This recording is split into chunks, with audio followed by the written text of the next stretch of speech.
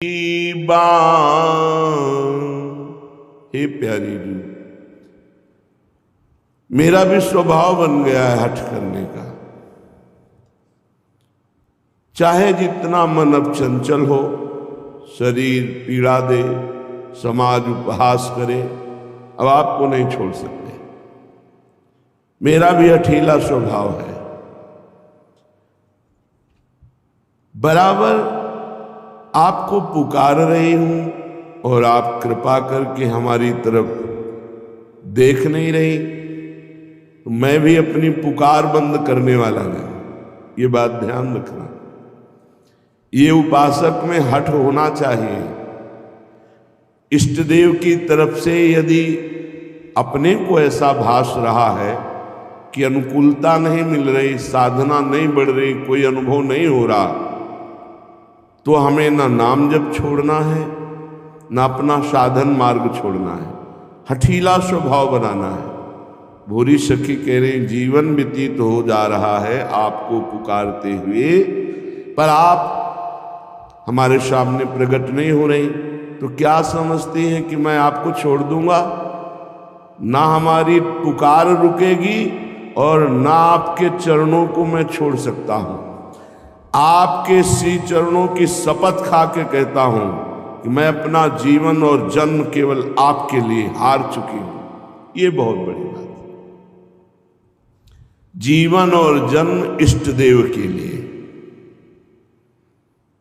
मेरे प्राणनाथ श्री श्यामा शपथ करो तृण छे। हरिवंश महाप्रभु कहते, भूरी सखी तुम पर हार जन्म हो बैठी, श्रीपथ शपथ प्रमाण। आपके श्री चरणों की कसम, मैं अन्य किसी का आश्रय नहीं ले सकती। आप आओ ना आओ, आप सुख दो दुख दो, नाना प्रकार के प्रपंच भेज दो, मेरा अकेला स्वभाव है, आपको नहीं छोड़ सकती। अब तो बलिहारी है, नेक मुस्कुराकर हमारी तरफ हेर दो और ये कह दो कि भूरी सखी तू मेरी है। मैं विनय नहीं बंद करूंगी, पुकार नहीं बंद करूंगी। सुनो विनय दे कान नवेली, नंद नंदन बस करन राधिके, छवि निधि गर्भ गहेली, सुनो विनय दे कान नवेली। हे नवेली प्रियाजू, आप कान देकर हमारी विनय सुनो। आप बहुत सामर्थ्यशाली हैं। अखिल कोटि ब्रह्मांड नायक परात्परीश भगवान श्री कृष्ण को अपने प्रेम में अधीन कर लिया है और आपकी रूप शोभा छवि निधि हैं आप।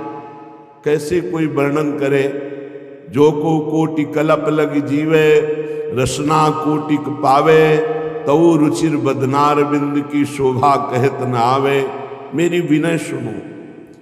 तो बल साधन धर्म कर्म व्रत, नियम नीति हठ ठेली, सहज कृपालु कृपा घर बैठे, चाहत लूट सकेली, सुनो विनय दे कान नवेली।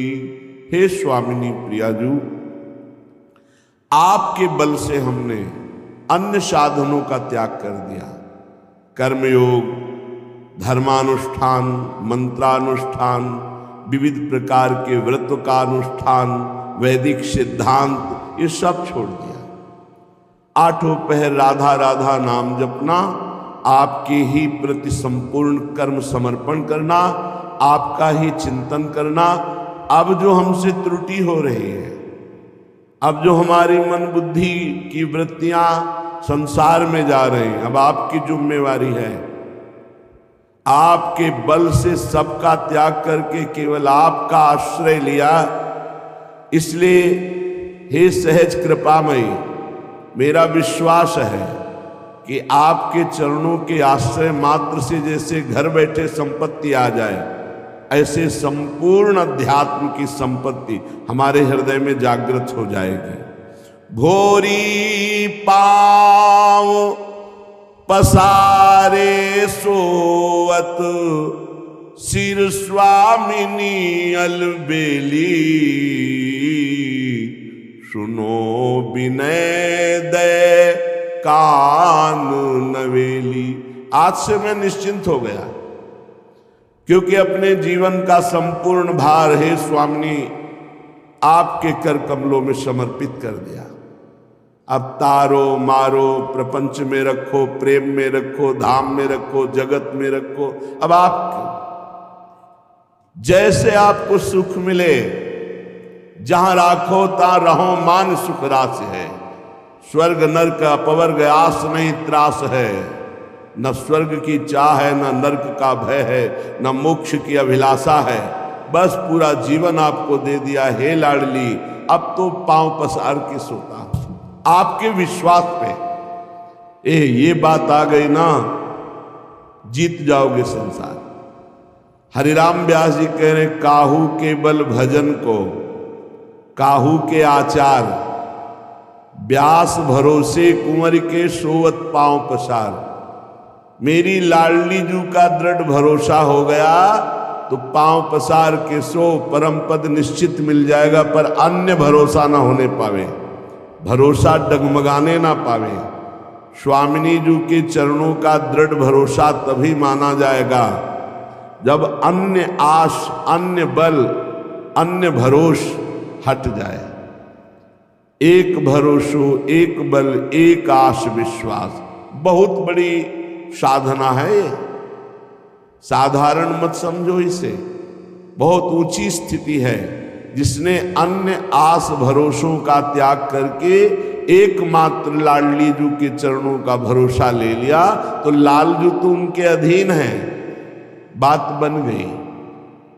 भोरी सखी कहती, हे प्रियाजू, हे अलवेली सरकार, अब मेरी विनय कान देकर सुनो। मैंने अपना सर्वस्व आपको समर्पित कर दिया। हमारा जीवन, हमारा अंतःकरण, हमारे कर्म, हमारे सोच, हमारे विचार, हमारे व्रत, हमारे धर्म, सब कुछ आप हो। आपके बल से मैंने अन्य सब साधन त्याग कर केवल आपका भरोसा, आपकी आराधना, आपका स्मरण स्वीकार किया है। और मुझे भरोसा है मेरा काम इतने से ही हो जाएगा। इसलिए पांव पसार कर, अर्थात निश्चिंत होकर मैं राधा राधा रटता हुआ जीवन व्यतीत कर रहा हूं। श्रीपाद प्रबोधानंद सरस्वती जी महाराज बहुत गूढ़ बात कह रहे हैं, इसी भरोसे से जुड़ी हुई। यदि भरोसा दृढ़ हो गया है और आप महापापाचारे निरवधि महादुर्मति सते, महाकाम क्रोधाद्यति परवसे दंभ वपुषी, न सत्संग प्रणयिनी महाधर्म विमुखी, मयि श्रीमद वृंदावन कुरु कृपाम नान्य शरणे। खास बात, नान्य शरणे, मैं किसी अन्य का स्वप्न में भी आश्रय अब नहीं लूंगा। ये दृढ़ निश्चय बड़े पवित्र विचार वाले उपासक के होते हैं। अन्य आश्रय नहीं, न किसी व्यक्ति का, न वस्तु का, न स्थान का, न किसी ईश्वर का, अन्य नाम रूप का। अपने इष्ट देव में पूर्ण अनन्य हो गया। ये बाजी जीत गए। बोले कैसा है वो जो अनन्य हो गया? तो बोले महापापाचार्य निर्वधि, बिना अनन्य हुए अंतःकरण पूर्ण समाहित हो ही नहीं सकता। ये बहुत जरूरी, इसलिए गीता जी में जहां भी शास्त्रों में वर्णन आया, अनन्यता का बहुत वर्णन आया है। महापापाचार्य, पापाचरण करने वाला बोले नहीं, महापापाचरण करने वाला और निरवधि। कोई सीमा नहीं है कि कितना पाप कर, पाप में ही रत है। असीम पाप करने वाला, निरवधि असीम पाप करने वाला। महादुर्मति सते, सैकड़ों प्रकार की दुर्मति है। दुर्मति, कुमति, जो नाना प्रकार के असत आचरण कराती है, ये सबके अंदर रहती है दुर्मति।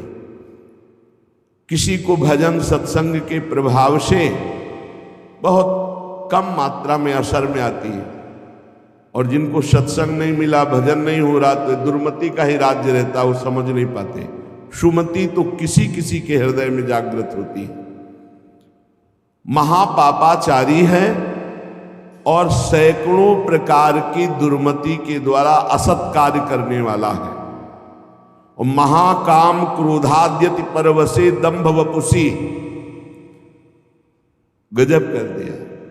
कामी नहीं, महाकामी है, क्रोधी है, इंद्रियों के परवश है और दंभ धारण करता है भक्ति का, नाटक करता है भक्ति का। ना सत्संग, सत्संग से भी मतलब नहीं रखता, सत्संग में भी नहीं जाता। महाधर्म विमुखे, धर्म से भी विमुख हो गया है। पर कहीं उसको ये बात समझ में आ जाए कि अब मेरा कल्याण तो सिर्फ भगवान के धाम में ही आश्रय लेने से होगा, और वृंदावन धाम का आश्रय आवास स्वीकार कर ले और अनन्य हो जाए वृंदावन का, तो ऐसे का भी परम पद पर आरूढ़ होना निश्चित है, निश्चित। ये बड़ी गजब की बात है। साधनहीन, पापाचारी, सैकड़ों प्रकार की दुर्मति वाला, महाकामी, क्रोधी, दंभी, पाखंडी है, सब दोष है। पर उसने एक नियम ले लिया कि अब आजीवन वृंदावन वास करेंगे, अब हमसे कुछ होने वाला नहीं। तो निश्चित उसको सत्संग मिलेगा, निश्चित रजरानी की कृपा से उसका परिवर्तन होगा, और यहां शरीर छूटा तो परम पद को प्राप्त होगा। ये धाम की महिमा है, ये अमोघ है। धाम का प्रभाव अमोघ है, विश्वास कर लो। एक कलिकाल है, साधन बल से भगवत प्राप्ति होना बहुत कठिन है। श्री चरणों का आश्रय, धामादि का वास आश्रय, यही हमें भागवतिक माहौल में रखकर भजन प्रभाव से श्री जी से प्रीति करा देगा। ऐसे जगत में यदि हम प्रियालाल से विमुख है, धाम आदि का आश्रय नहीं लिए, तो देख लो ऐसी माया फैली हुई है, पूछो मत।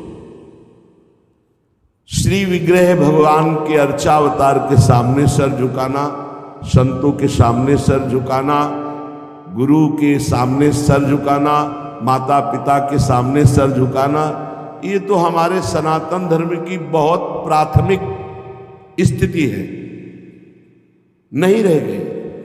कुछ जो सत्संगी हैं, श्री विग्रह को देखा तो प्रणाम, संतों को देखा तो चलते फिरते भगवान के मंदिर है, प्रणाम।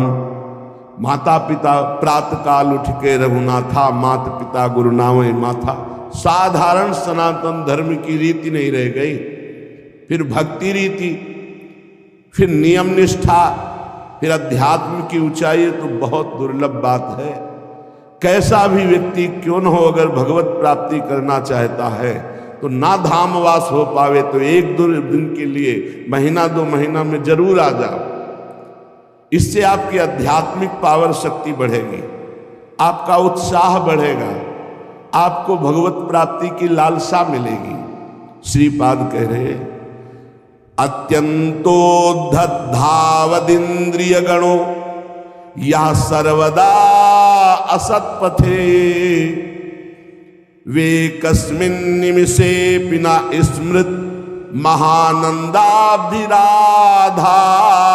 प्रियः सद्धर्मैः सदुपासनैर्विरहितस् त्यक्तोऽखिलैः सद्गुणैर् हा हा सोहम नल्पमोह उपयाम्येकं तु वृंदावनम।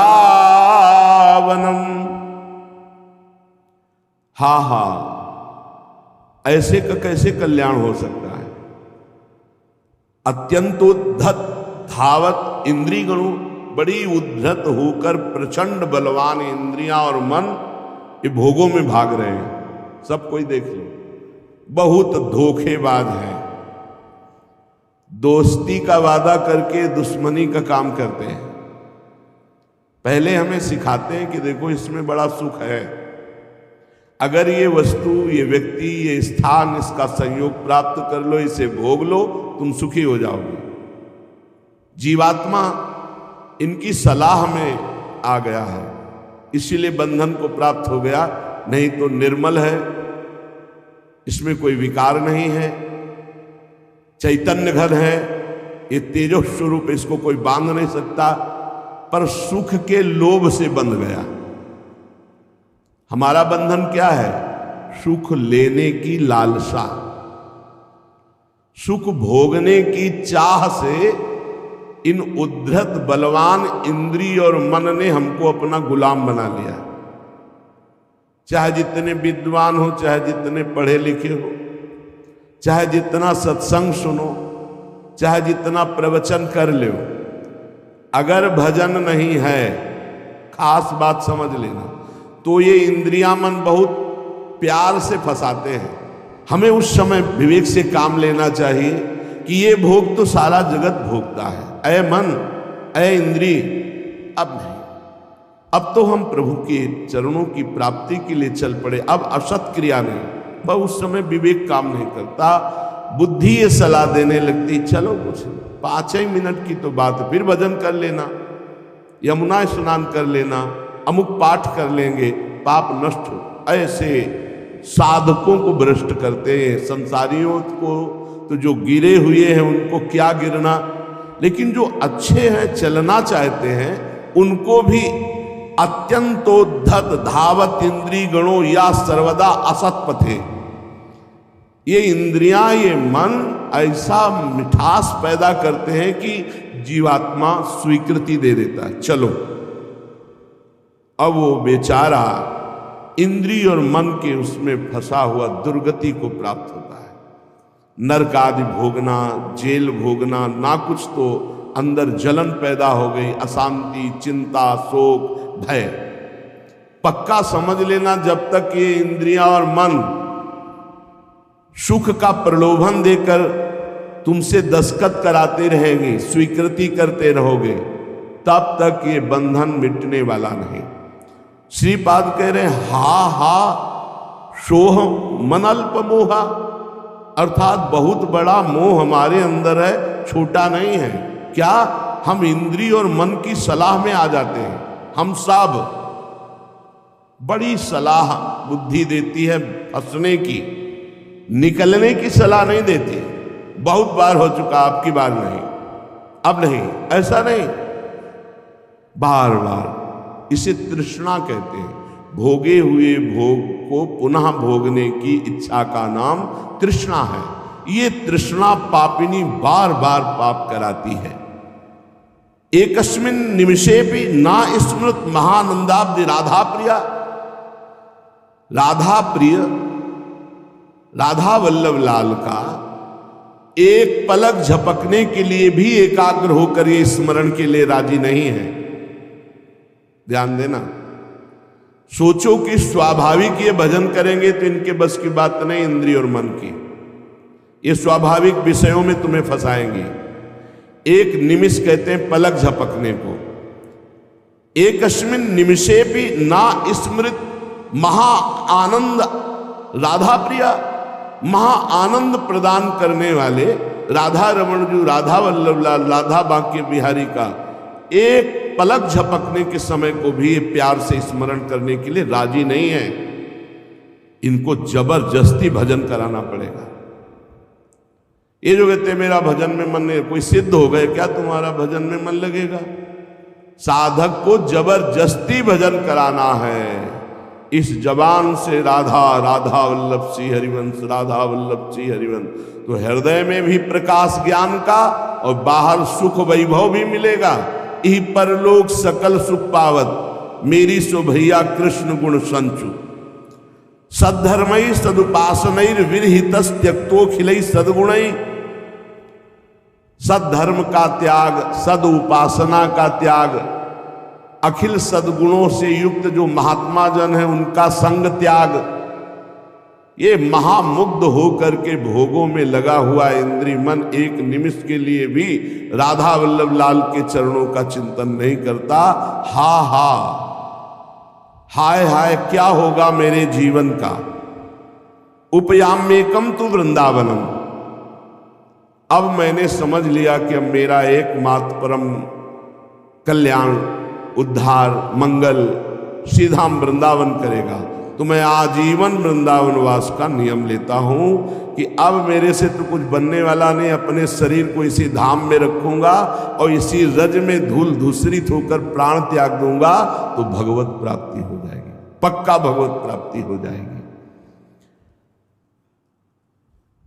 धाम में आजीवन वास से भगवत प्राप्ति, अब ये जो बीच की यात्रा है ये समझना होगा, नहीं कहीं भ्रम ना हो जाए कि हम धामवास करें और खूब मनमानी कुमार्गगामी प्रवृत्तियों के आचरण करें।